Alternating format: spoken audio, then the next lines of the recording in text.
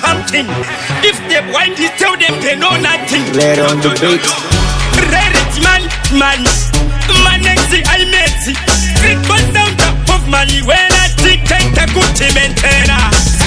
Pipiri kudani chula. Uchipota pavala fula. Jikuda malula lula. Duro walopisa kusia wa kukula.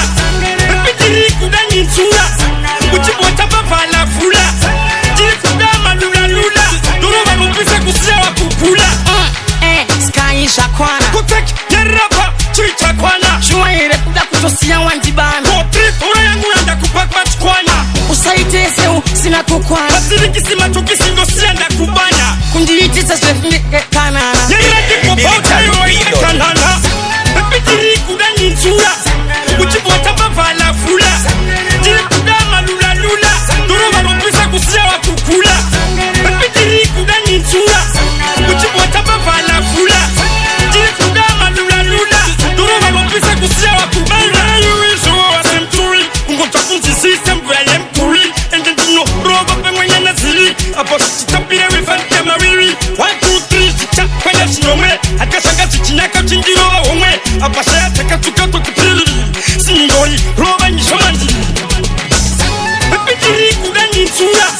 Uchipota pavala fula. Jiri kuda malula lula. Duro walopisa kusia wa kukula. Pepitiri kudani chula. Uchipota pavala fula. Jiri kuda malula lula. Duro walopisa kusia wa kukula.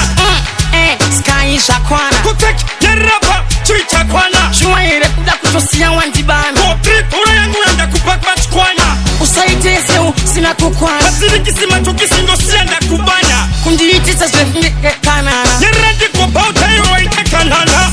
Pepitiri kudani chula. Uchipota pavala fula. Jiri kuda malula lula. Duro walopisa kusia wa kukula. Pepitiri kudani chula. Uchipota pavala fula. Jiri kuda malula lula.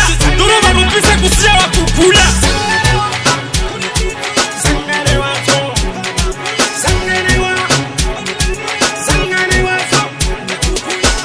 Pepitiri kudani chula.